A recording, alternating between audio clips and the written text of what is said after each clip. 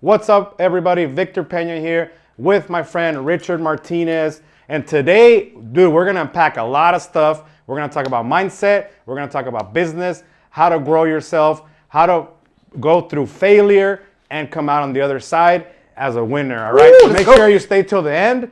Why? Because you're gonna get the 5 tactical things you could do to apply to anything in your business to grow and scale, all right? We're gonna start right now.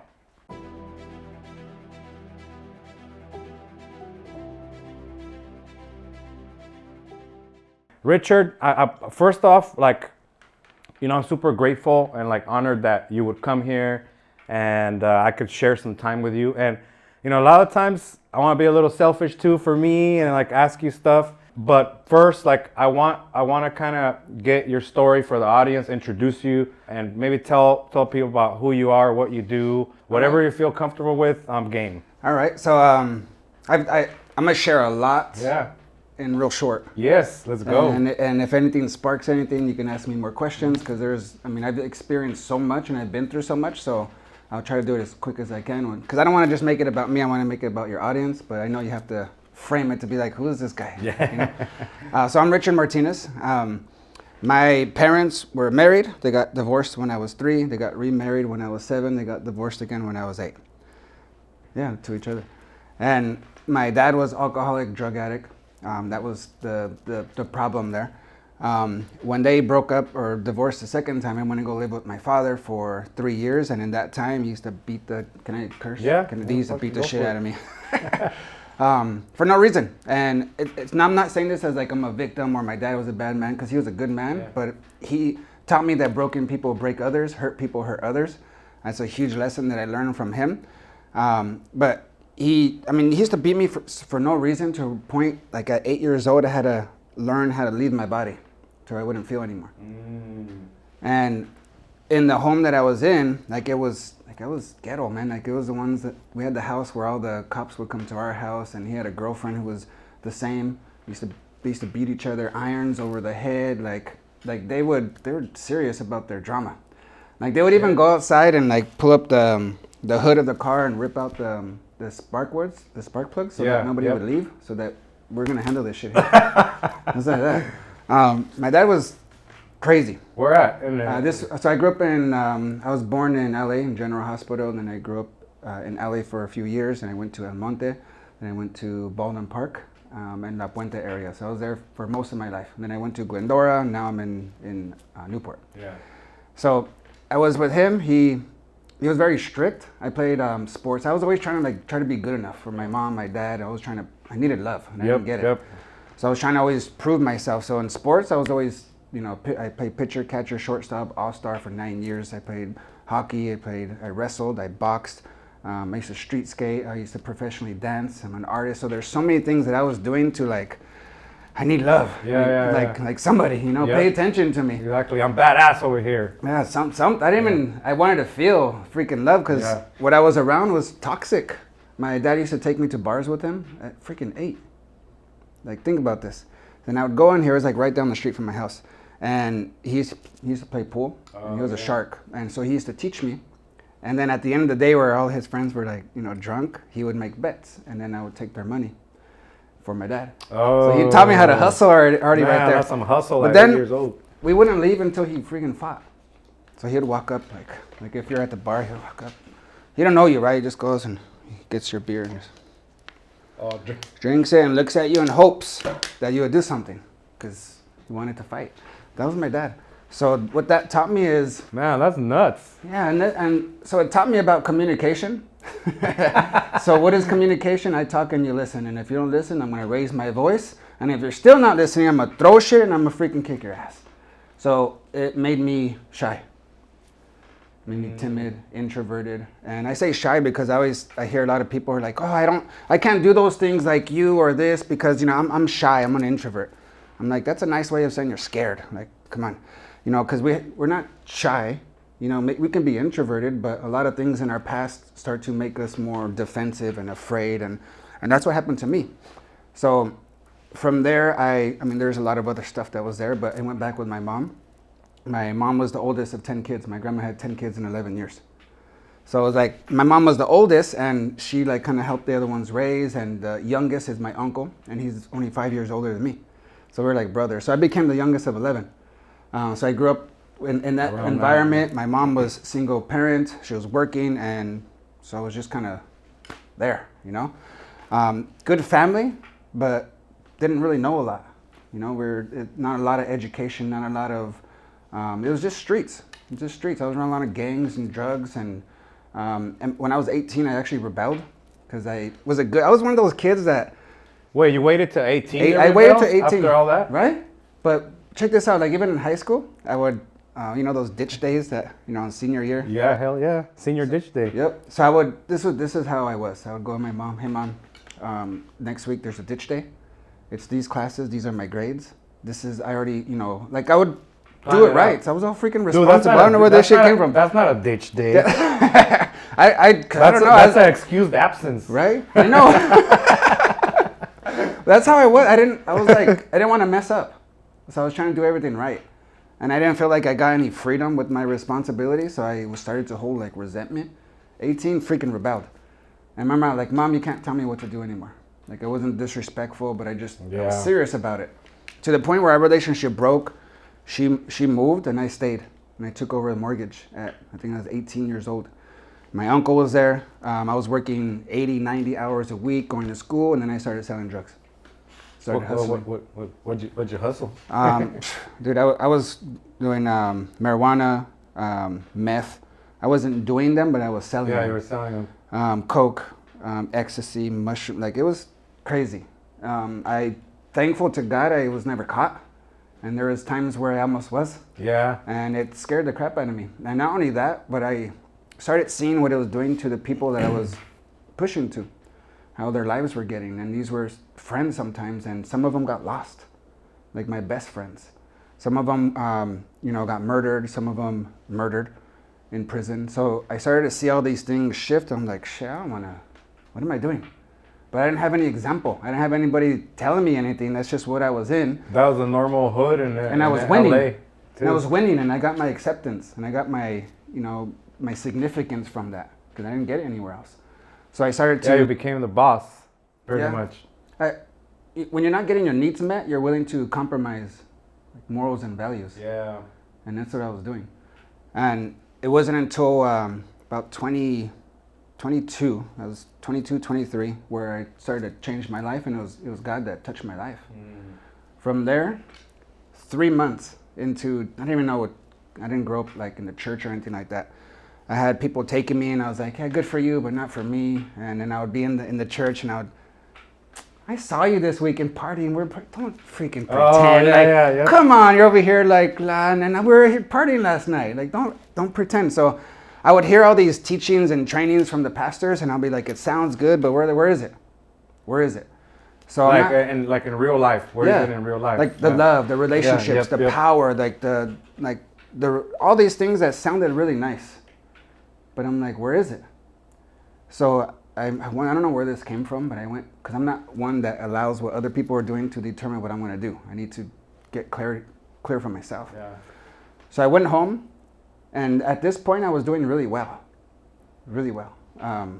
Had a really big house, nice cars. I didn't have to work. I remember I was having a party, and I was the man. I was in the jacuzzi with the blunt, and I was the man. And I was like, and that was from hustling. Yeah, and what is this? This is dumb. What am I doing? And so I started to look for something else, and that's where the church stuff came in.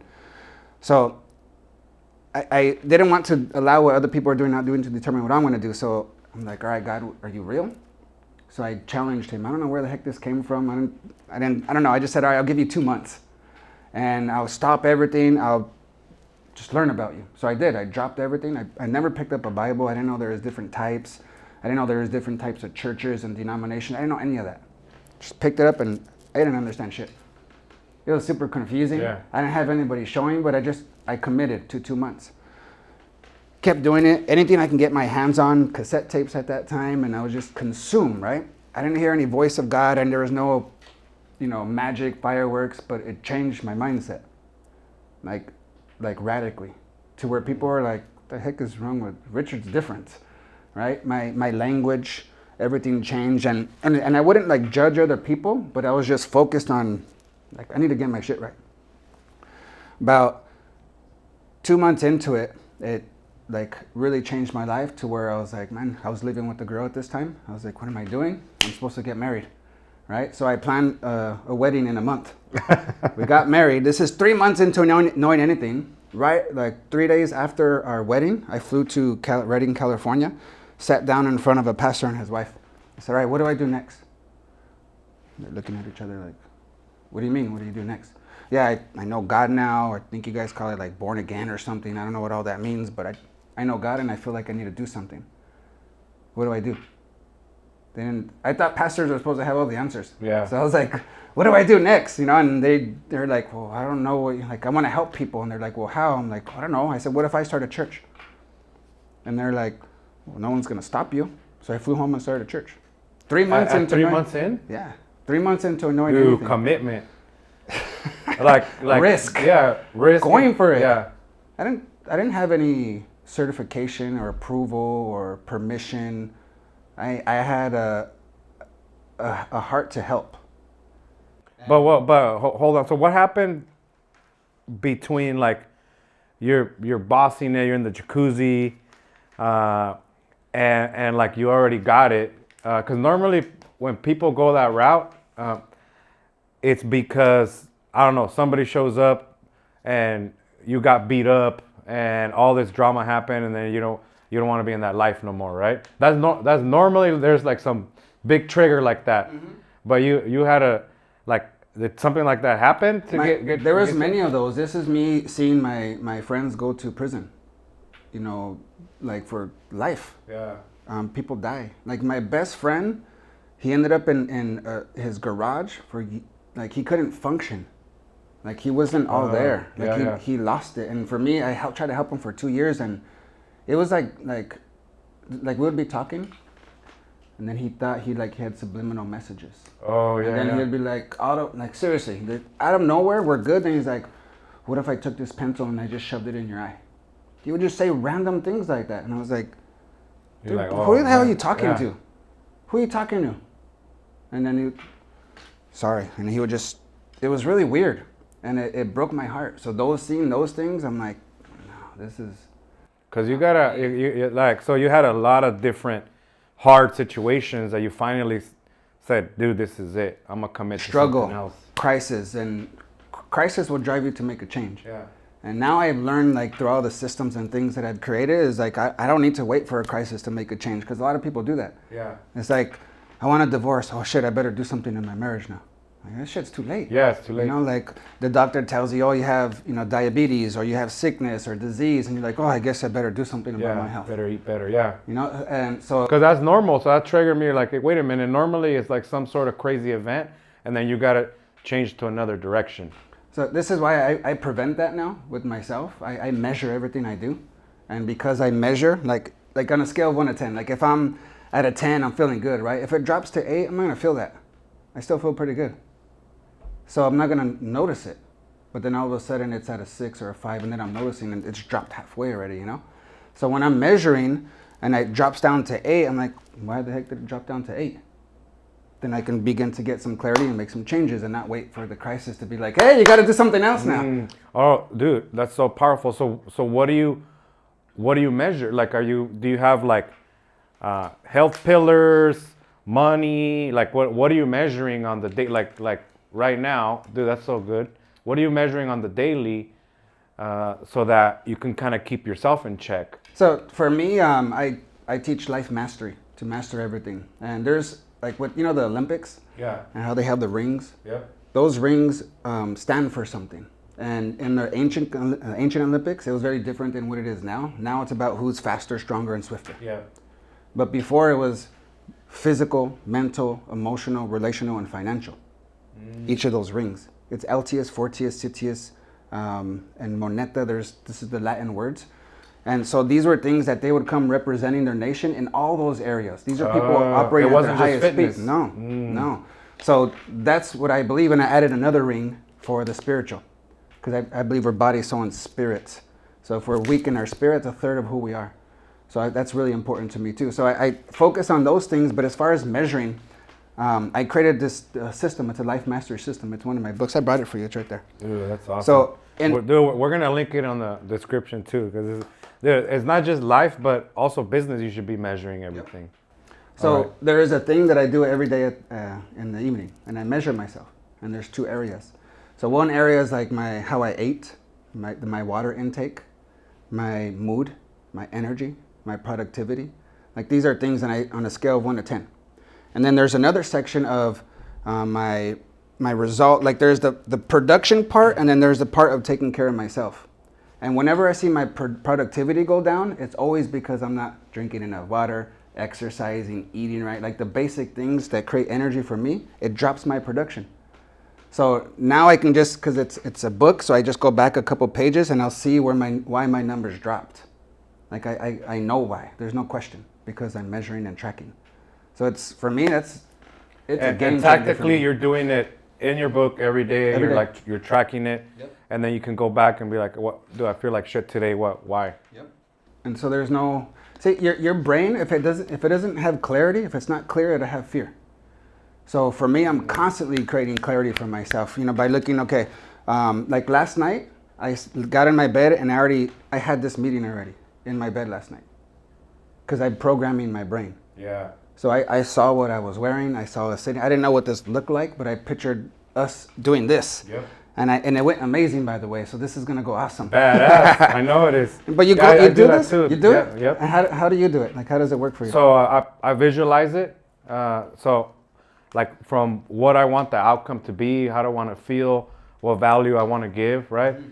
And like for me today was easier to visualize because I know the place, I know the team's gonna be on point. I know all that stuff, and as long as I do my things right, like get into the gym, don't skip it.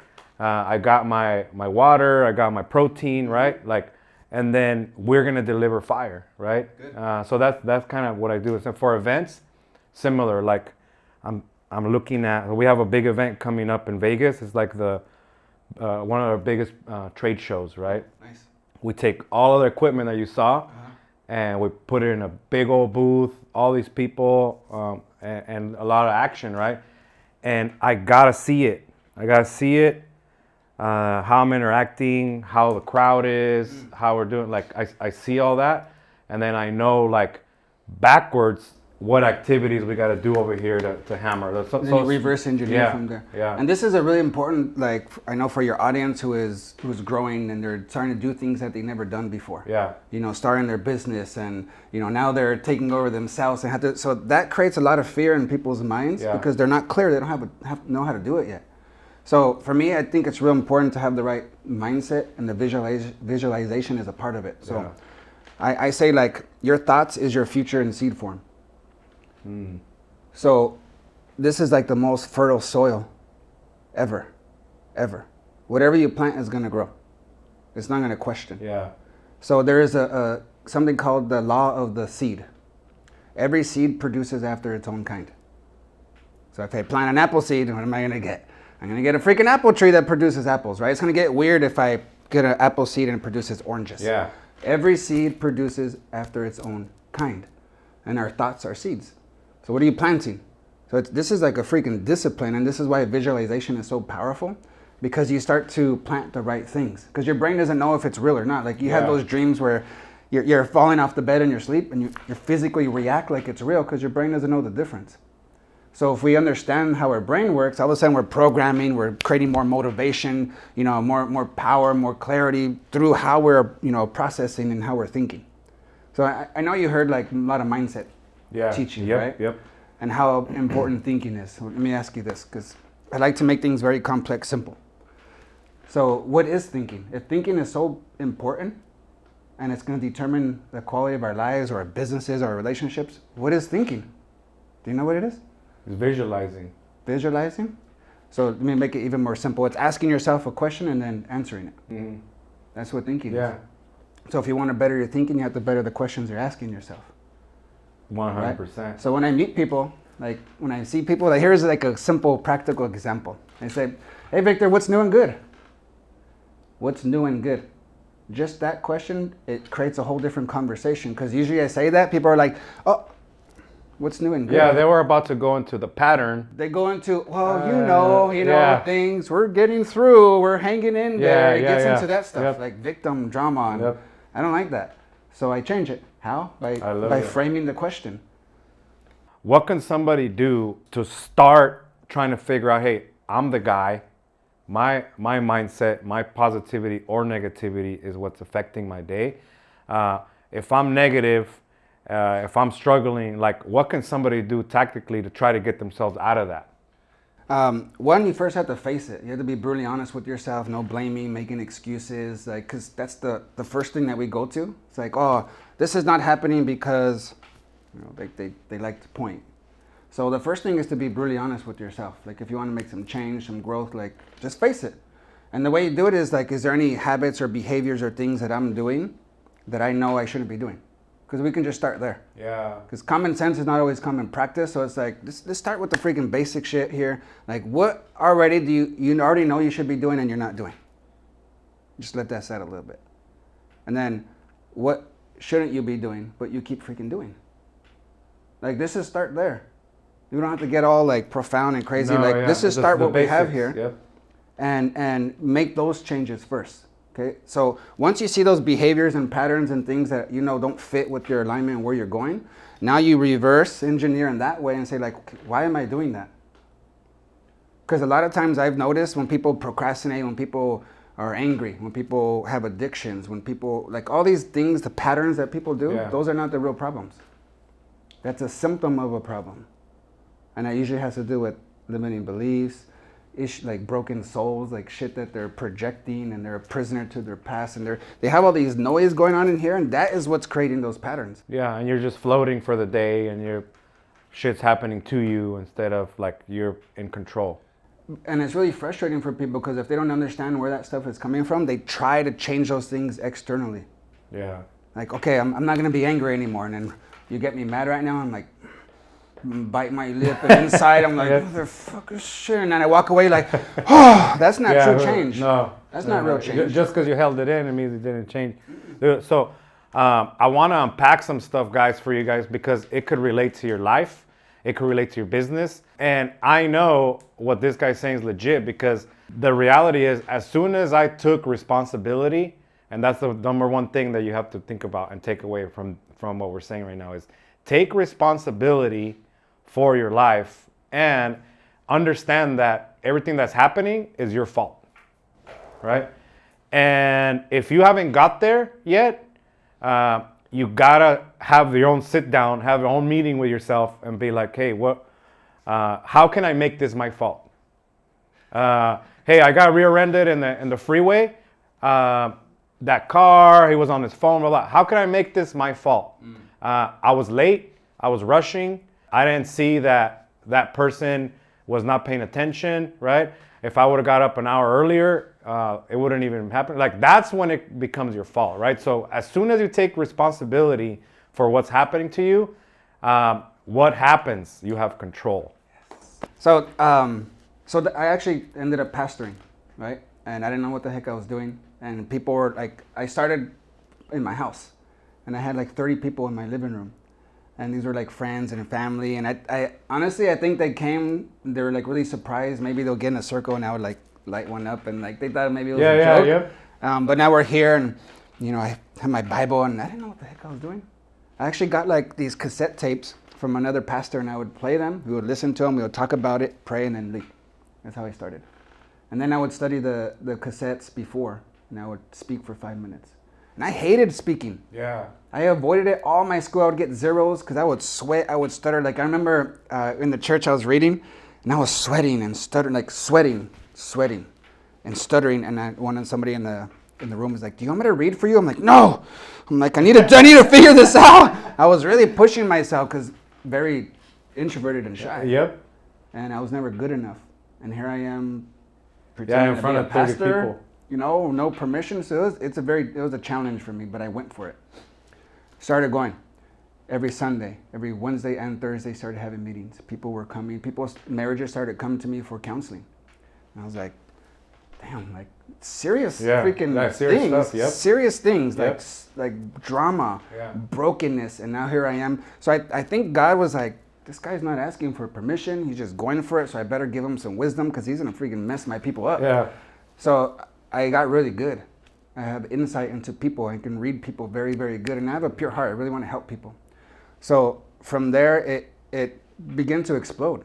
And then for the next 3, and this is when I just started. So the first 6 months, I had only seminary students and Bible college students come in my group 3 times a week, driving an hour and a half each way. Wow. So for me, it was very challenging. It was maybe insecure because I was like they know more than me. Why are they coming? It's because I'm very practical. They were very socially awkward and religious and weird. And they couldn't relate with people, and people just didn't want to be around them either. Like they were kind of awkward. So I made what they learned very practical with people. And because of that, people kept coming. Then I had somebody invite me to Africa. So would you say like you kind of like rebranded it, remarketed it? Yeah. Like I made it cool. Yeah, you made it cool. And so from there, I went to Africa because I got invited. And I never traveled. I was like, my world was this Bowling Park place. Yeah.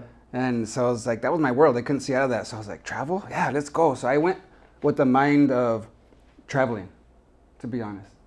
Not to like, I'm going to go serve. Yeah. Okay, yep. I had to be honest. So, because it was exciting. So I get there. These people were amazing. Amazing, amazing people. And the level of faith and love for God it really hit me hard. So we do the conference, and they invited me to. I'm starting to get chills already because I'm remembering. They asked me to speak on stage, and I didn't know I was going to do that. And I've never been in front of. These were 500 leaders from 25 nations. Wow. Like leaders of leaders in government, arts and entertainment, education, business, family, and religion. So when they're like, "You go share up there," I was like, "No, that's not why I came here. Like, just share. Like, just share." I don't know, what am I going to share I'm about? not even Like, prepared just share or what anything you're like doing that, because it's amazing. And then for me, I didn't think it was that cool. I was like, I started a home church. What's the big deal? And I'm counseling. I'm doing like, what's special? So I go up there and I share, and I'm very open. And they weren't used to that. I was a Mzungu. That's what they call someone from over here. And even if I'm Latino, I'm white. And Mzungu means a rich white person. Mzungu. So they see you as like magical, and they put themselves lower. It's sad. Yeah. So, but I go there. I didn't know all that. So I go there, and everything that I shared right now, I shared.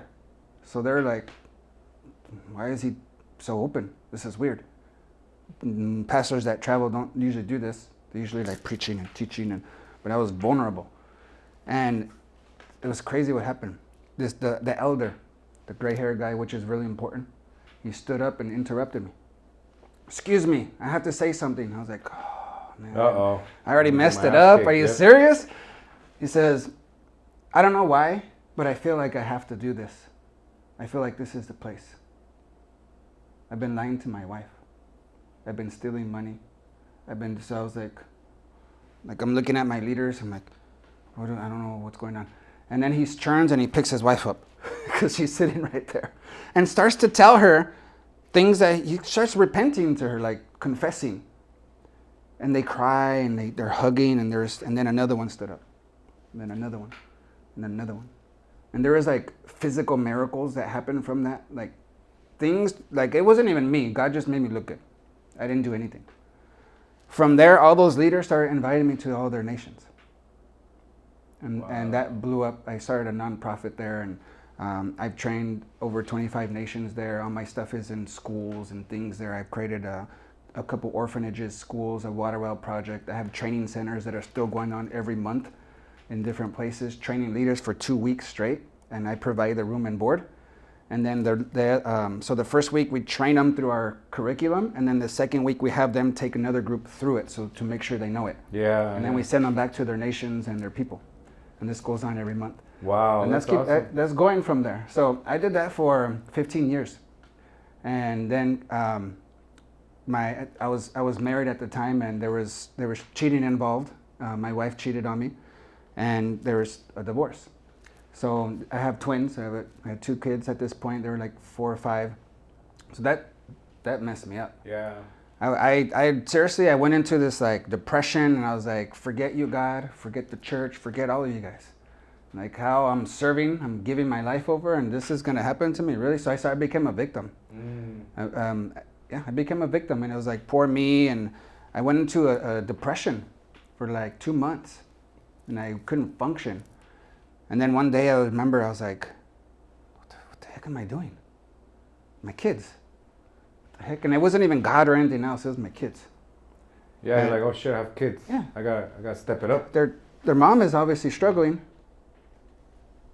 Because somebody who knows who they are, knows their love, knows where they're going, like they wouldn't do something like that. So there's something there.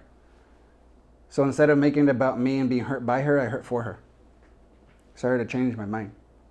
And then from there, I was like, I gotta make it about my kids. I wrote down my goals, and I had this like aggression. Like I got very, very aggressive, like freaking mad. Like I'm gonna freaking dominate here. And so I started to learn. At this point, we were doing work and business together, and so I didn't want anything to do with that anymore. So I just started all over. I went to school for health and nutrition, for fitness. I got my certifications there, and I started my health and fitness business. So I started. This is how I met my wife, through this. Wow. This is how I got into the corporate world, because a lot of my clients were high performers, business owners, and I'd bring them to my house. I would train like 25 very successful people in my backyard because I had a huge rig, and we'll train them. And then their lives started to change. Not just because of the physical part, because I start to talk like this as we're training. And I'm very intentional with people. And then they started to build trust, and they said, what else do you do? Like, you seem like a life coach. I'm like, oh, okay. You're not just a fitness Whatever coach, that you're is, a life coach. Yeah. So it kind of just went into that, and they started hiring me for them personally. And then I had a huge impact on these very successful people, so they brought me into their businesses and their key people. Now all of a sudden I'm in the corporate. And that was an accident. Yeah, and so you're like already in a new phase. Essentially, it's a failure, right? Mm-hmm. You spend your time dwelling on it a bit, right? Big time victim. So when it comes to like, I was doing what your bracelet. Oh yeah, being a little bitch. Don't be a little bitch. I was being a little bitch. I was. Because look, failure is not new for everyone, right? And the main difference is like what you do to push forward, right? What can you tell the audience about when they fail?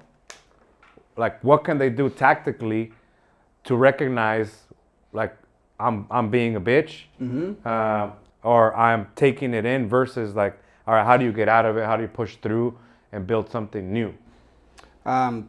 There's 3. Like, this is something it's like a tool that I have. Face it, erase it, replace it. Nice. Even right. Like, face it, erase it, replace it. Replace.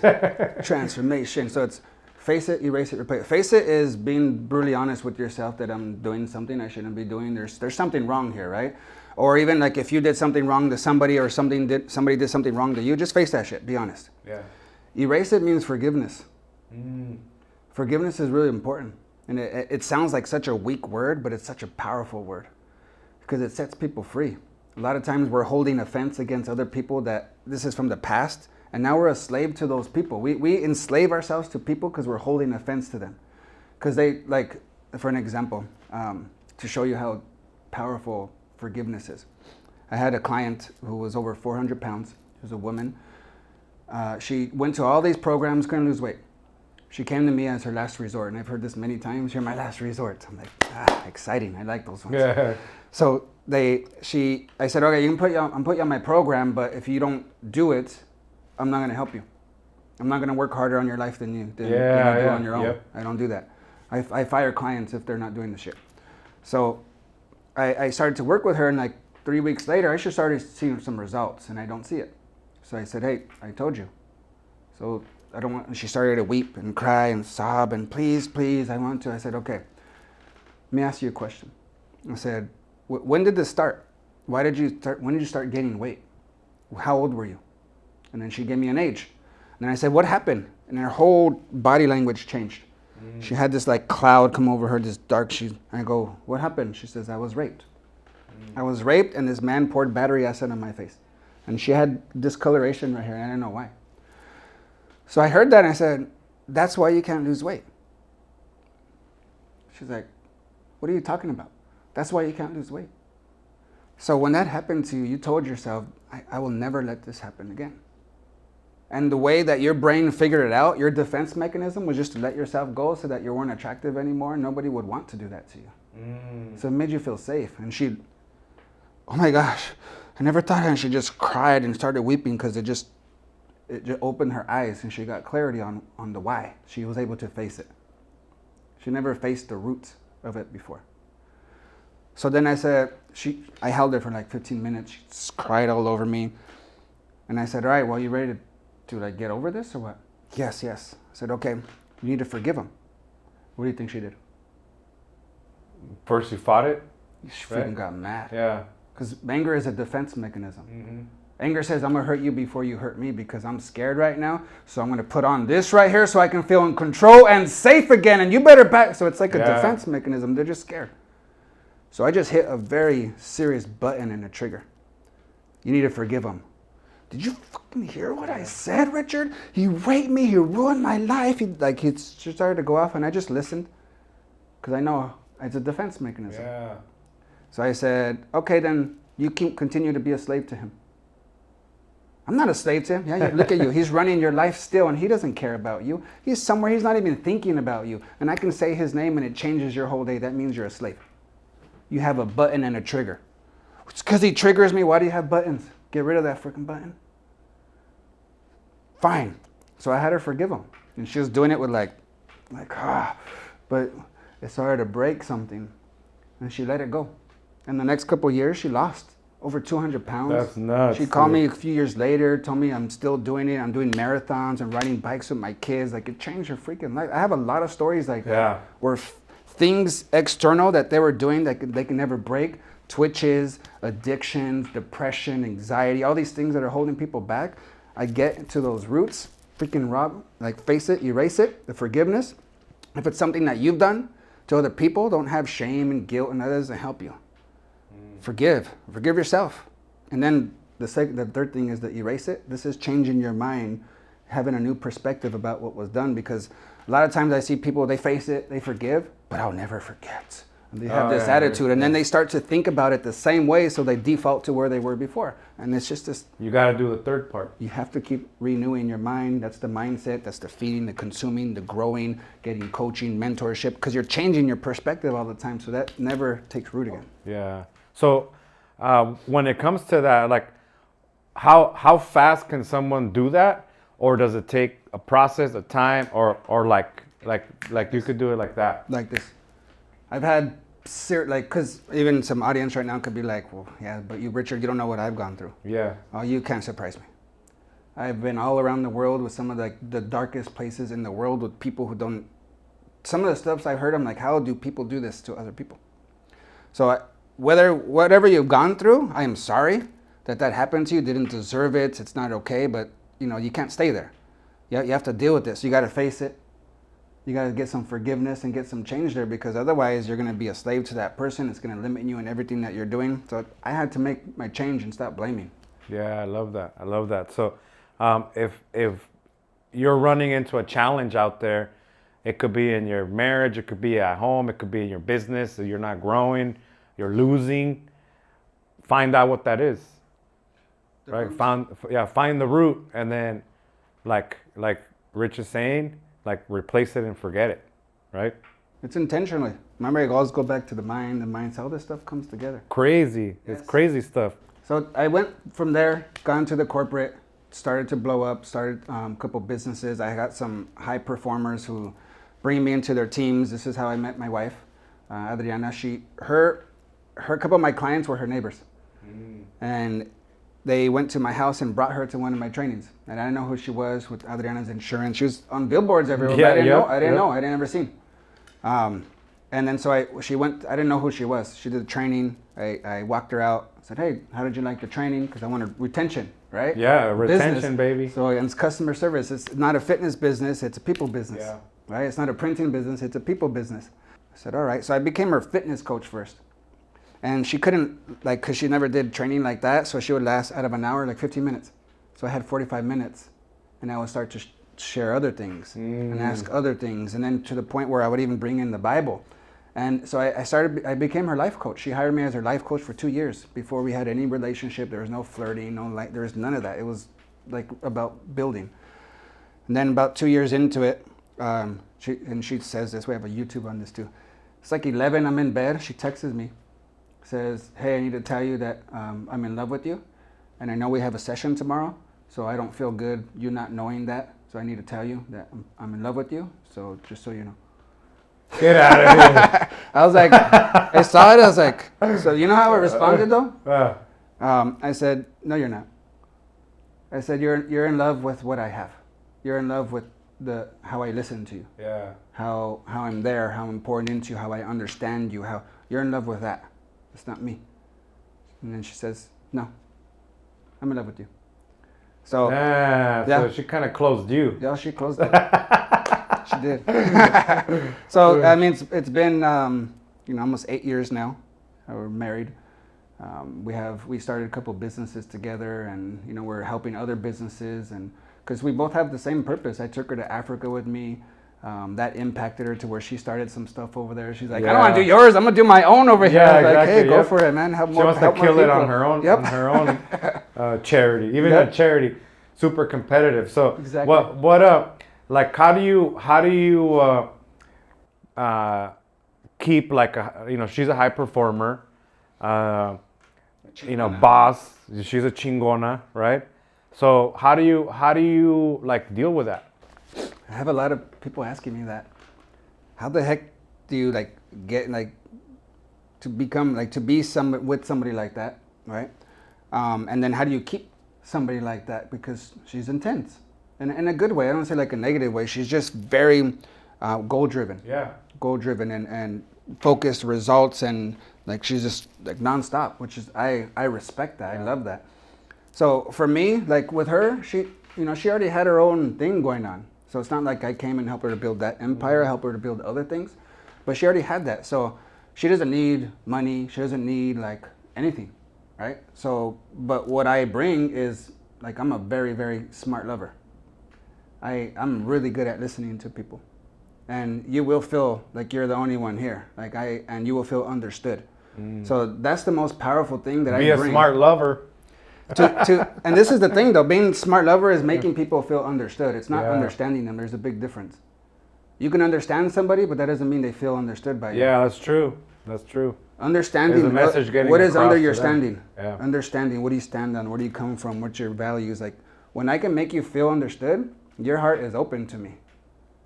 I have influence when that happens.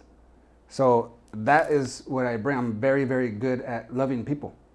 So that's what women needs. Every woman, they need that communication. They need to feel protected. And when I say protected and like safe, not like who did what, like that's a part of it, but they need to feel safe to be able to be emotional and be drama and not feel like you're gonna get them. Like they need to feel safe to be able to have that, because women are emotionally rich. Yep.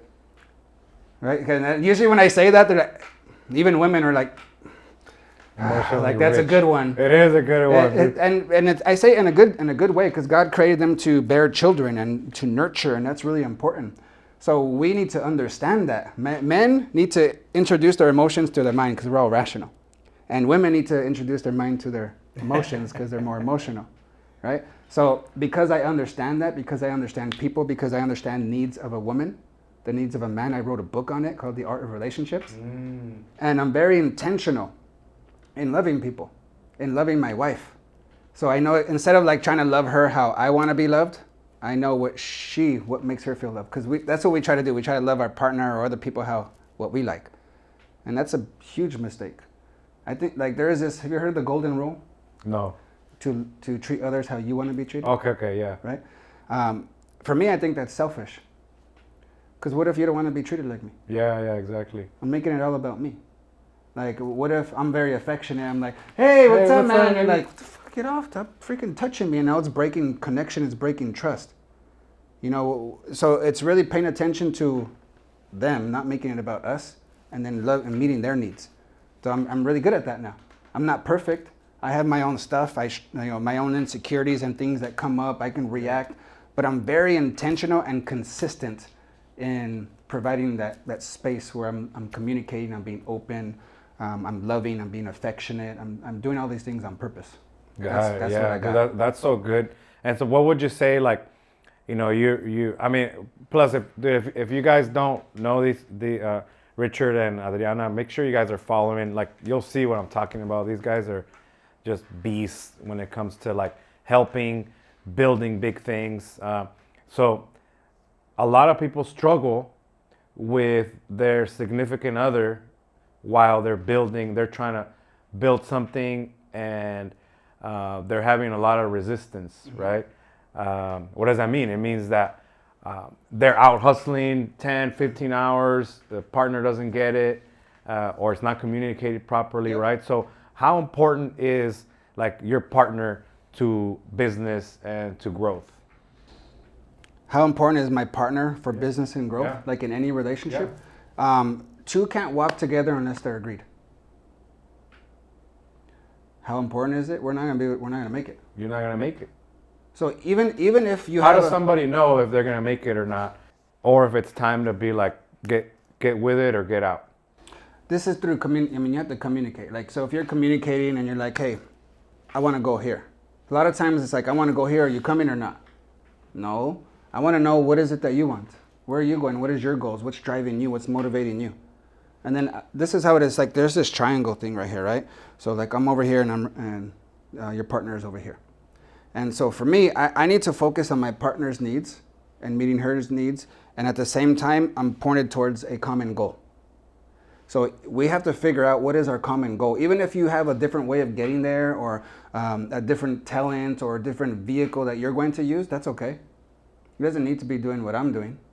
But let's talk about it and make sure that's an agreement. Because at the end of the day, I want to make sure as you're doing your thing, I want to make sure that you're loved, that you're doing these things. So what do you need there? I want to make sure that I'm providing that so you can do your thing better. Yeah. And I expect this back. Because it's not a half and half, or my other half. It's like, I'm freaking whole myself, 100%, and you too. We're like two powerful people together. Yep. Where I don't need you, I want you. It's 200%. Yeah, we're not 50-50. How we multiply here? So it's. I forgot where I was going. The reality of the power of who you're with, who you're married to, will determine so the triangle. Where you're getting. Have common goals together and be clear about it. Communicate it, and communicate about it often, because things change as you're going. Yep. And people change. Our needs change. Like, it changes. So keep communicating about the common goal. If we need to adjust, that's fine, but we're both going this way. And as we focus on meeting each other's needs, the triangle, and focused on the common goal, we're going to get closer together. If I'm focused on freaking loving you and getting my shit done, and you do the same, we're going to win. Yeah. But if we don't have agreement, we're not talking about it. Dude, that's so powerful, guys. I could tell you from my own experience, if you don't get in alignment at home with your partner and have those common goals, like Richard's saying, it's super hard. I've seen the most successful people just go off the rocker because they don't have that support, and there's no goals. Like, because once you made the money and you have like your basic needs met, then how do you hustle when somebody's like, oh, you don't need any of that. You don't need any of that. You're not in alignment, right? So make sure you guys are working on that. If you're not, it's the number one thing. If you're thinking about business and money and that's your thing, it's cool. But if you're with your partner and they're not about that, it's going to be brutal. And this, for me, because I feel like a lot of people can become a victim right there. Mm-hmm.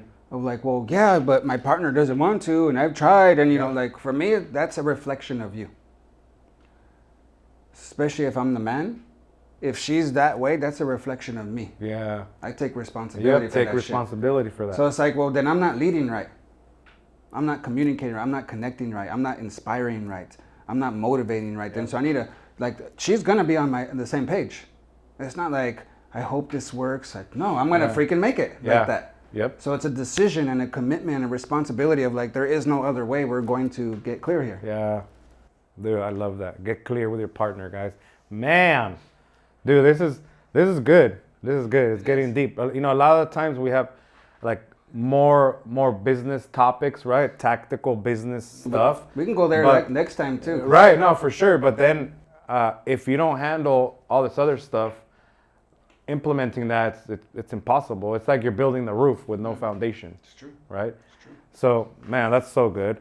So when it comes to like now, like how, you've gone through this journey already, built businesses, like what are you doing now? I'm going to give a tool that will help your audience for any area, and you can reuse it for any level. Like seriously, this is something that will change your life if you use it. So you can use it to retain, you can use it to create more clients, anything, okay? So it's called the universal growth cycle. And this is how we get ourselves to a level of high confidence in everything that we're doing. Because it's something, we're not gonna be confident in everything, but we can develop it. And this is how. So there's 5 things. There's clarity, commitment, courage, capability, and then confidence. And you have to go in that order, you can't skip. So I'll give an example. So first, clarity. If you're not clear, you're gonna have fear. You're gonna have doubts, you're gonna procrastinate, hesitate. That's where all that stuff comes in because your brain's not clear. Yeah. So it's not gonna just go. So something that's even right here, it's important to ask, because remember we talked about the thinking earlier, ask yourself a different question. Yeah.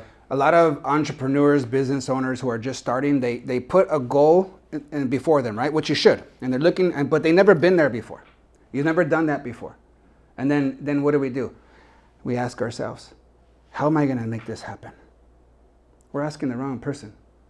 We've never been there before. We've never done that shit. So we're like, we create an anxiety of like, man, I don't know how am I gonna, it's the wrong thing. And if you just change the question, watch how it feels. You put your goal out there and you ask, who's gonna help me to do this? Instead of like, what? Or how, it's who. All of a sudden it's like, I'm gonna call Victor, I'm gonna call all of a sudden, like whether you're gonna help me do it or I'm gonna hire you to do it or you're gonna coach me to help me do it, all of a sudden like it just opens my mind, it creates more of a confidence and more of a courage to do something. So get clarity first, clarity. So write it down, get the blueprint, standard operations, all those things bring clarity, right? Then once you have clarity, now you can really commit, because you can't fully commit to something you're not fully clear about. You can't. Yeah. So now I can create a deeper commitment where my yes to this is my yes is so loud to this goal now because I have so much clarity. Everything else that's a distraction, it's an automatic no, because my yes is so clear and so loud to this. Clarity, commitment. When these two are created, because we create them, they have a baby. And it's called courage. When you have clarity and that generates a commitment, all of a sudden you have this courage to take some action and do things you haven't done before. Encourage means you're going to have fear, you're going to be a little nervous, you're going to be insecure, but that's freaking normal. But courage is you do it anyways. I have this, but I'm going to do it anyways. You're coming with me, right? And the way that I'm able to be able to do that and not allow those things to stop me procrastinating is because I already have the clarity and commitment. So that creates the courage. So now I'm doing things. Now I'm like taking action, right? Which is really important. You got to take freaking consistent action. Yep. While I'm taking action, I'm going to find out there's some things that I suck at. Some things I need to learn, some things I don't understand. So that's why I need to build my capabilities. Coaching, watching your show here, like doing things to build your capabilities. Like when you see where you want to go there, you reverse engineer and you see, okay, what are the things I need to do and what do I need to grow so I can condense the time here. Build my capabilities. Now that I'm building my capabilities and I'm doing it, now all of a sudden I'm like, man, I got this shit. I'm freaking confident about what I do. And you can apply this like, okay, when you learn how to tie your shoe, you had to get clarity.